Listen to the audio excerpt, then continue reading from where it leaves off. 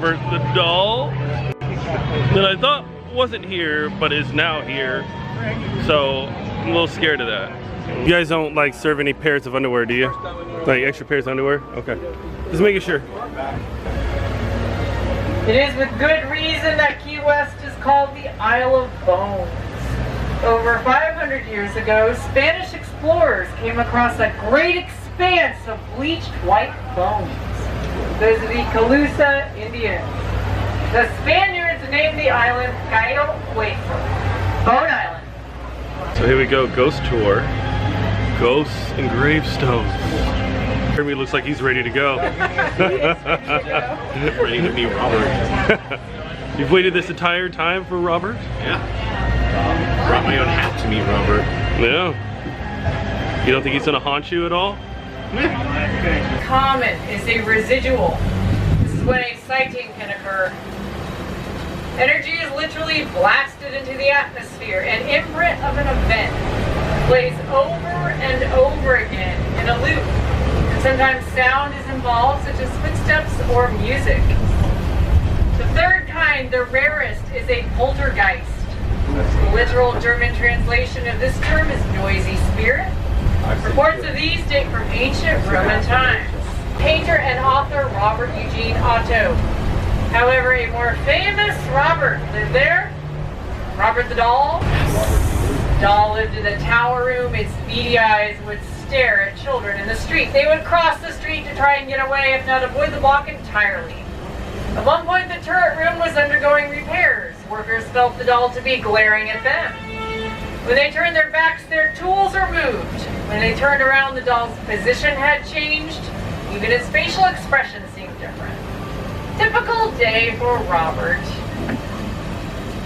Now there is talk of voodoo being involved in the actual construction. Perhaps a case of possession. Today, at the very least, we consider the doll a type of intelligence, although family members, when interviewed, will admit only to a strong emotional attachment. The 1890s Victorian is today a guest house coming into view.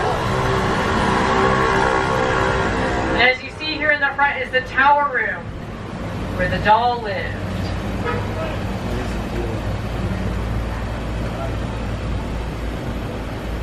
For example, CBS News, William Shatner's Weird or What?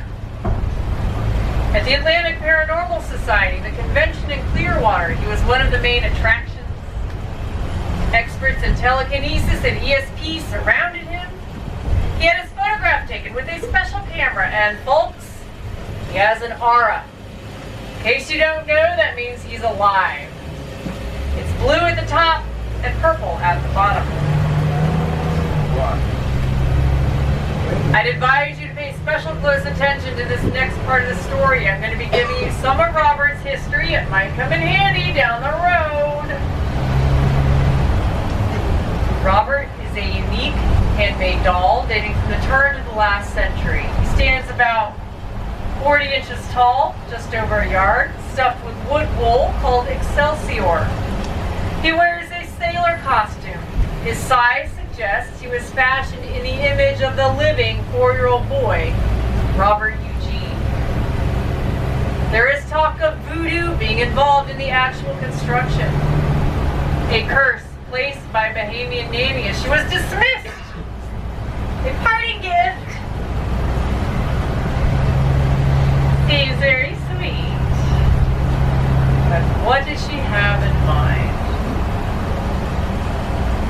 Robert gave the doll his own name, and he became Gene. The two were best friends growing up, inseparable. Gene would talk to Robert. From the next room, Mother, Mrs. Otto, thought she could hear a distinct second voice answering. Insistent, demanding, lots of strange giggling. The little boys like to get into trouble. However, if clothing was torn, Gene would say, Robert did it. If toys were broken, he would say, Robert did it. A memorial garden. In the corner there is a statue of an angel. Ghostly children play around it. Sounds of their disembodied laughter can be heard.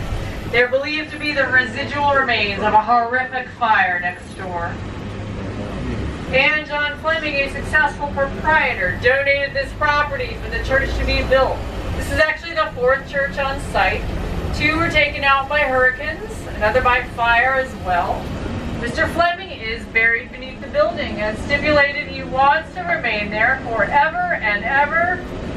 Amen. Amen. Can be heard in there. And a female apparition can be seen passing back and forth between the walls as if caring for the children. And in room 18 there is a mirror. A mirror is a portal to another dimension. And in that mirror you can see a female figure brushing out her long dark hair. Many believe it is Enrique Ketchup. Hotel, site of intelligent, residual, and poltergeist activity. 13 people have jumped to their death in the observation deck. In the year 1982, the hotel was undergoing renovations. On New Year's Eve, on the 5th floor, there was a party. Brent Hoekstra was piling dirty dishes onto a cart. He must have been pretty distracted because he pressed the elevator button, made it back into the elevator, and fell to his death. The shaft was empty. We made it to our first stop, which I think we're going inside the Shipwreck Treasures Museum. I've never actually been in here. I thought we were going in that other building, but I guess we're not. What the F? You guys think it's kind of creepy, isn't it? Yeah, it's definitely got some creepy vibes. How you feeling, Jeremy? I'm good. I'm good. Oh boy. Wow.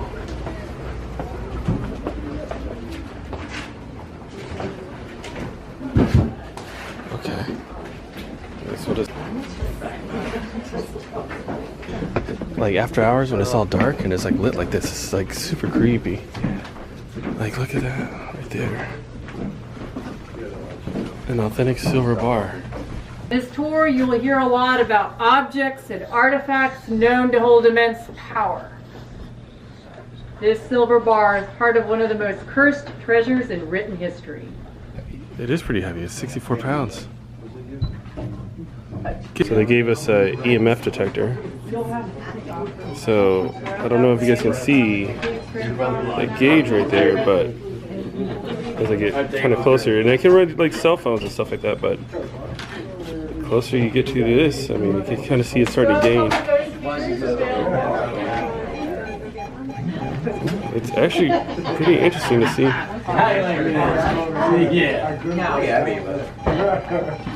The more you kind of walk.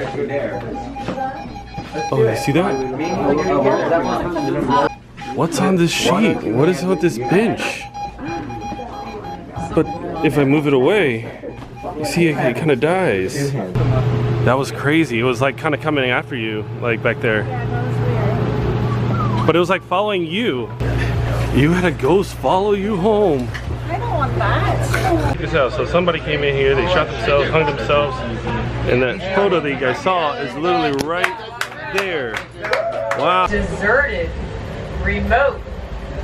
Very few ventured this far from town. There are only 2 things out here. The original brick lighthouse of 1825 and the early settlers' burial ground. Both were completely destroyed by the Great Lavana Hurricane of 1846. It roared up through the straits of Florida, 200-mile-per-hour gale force winds. Category 5, you call it today. Inside the lighthouse, the keeper, Barbara Mabry, huddled with her 6 children. It was flattened. It is. Here's the moment that we all been waiting for. Or at least, Robert. yeah. I'm actually kind of nervous. Oh, here we go. Please gather around the gumbo limbo tree to the right if you would. Oh my gosh! Wow. Look at the lights.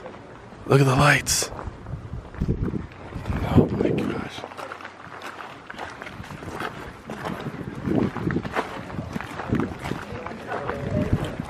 I'm actually kind of nervous, guys. I know. I'm very nervous myself. I'm really nervous. The only one unfazed is Jeremy. He's just... It's actually Like the clouds behind you, they're just so ominous. Alright, here we go. We're going to meet Robert. Here we go. Okay, look, future Shawn right now. I'm coming in through space and time because I really need to talk about this. No, I didn't get footage of Robert the doll. I didn't feel comfortable. I didn't feel comfortable because, you know, sometimes when you do these like ghost tours and everything like that, it's very important to be respectful. And so when you're not, and you're kind of being belligerent, kind of feel uncomfortable about it. This one was one where I kind of felt uncomfortable about it, especially with some of the people that were in the party. So because of that, I didn't take any photos, I didn't take any videos. Because of that, I really kind of take Robert the doll very, very seriously. Very, very seriously. I know how many people may feel about the spirits and stuff like that, but that story in particular, I feel very, very serious about. So I felt I am not going to take any videos and didn't take any photos of it. I just didn't feel comfortable. Because even though I was respectful, I don't think everybody as a whole was. And that kind of made the experience odd. So if you do a ghost tour like this, if you do a ghost tour like that, if you come and do like the ghost and graveyard, it's very important that even if you don't believe, don't go. If you do believe, be respectful to everybody else that's around you. That's the most important piece. Respect. Because some of these people take things very, very seriously. It's crazy to see Robert the doll. And if you guys do want to see it, go ahead and check out the Magic Geekdom's YouTube channel. Check out their video on this, because they did. I, however, I didn't feel comfortable with it.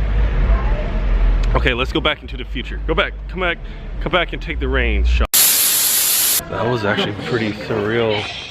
Like, at least like kind of being in front of it, seeing him. How are you feeling, Jeremy? I'm okay. I'm glad I got to see him. Yeah, that was interesting. That's pretty cool. That was a really fun tour, but Really good. that was really fun. I want to ask her about the grave inside of Captain Tony's. Oh, she. Okay.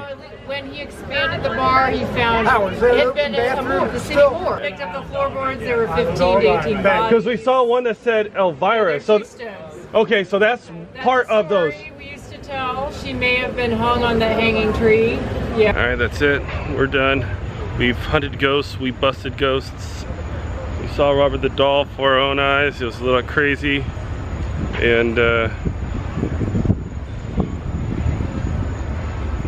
Jeremy looks really odd by that stop sign. That's it. We're done. We're sick of it. I'm out.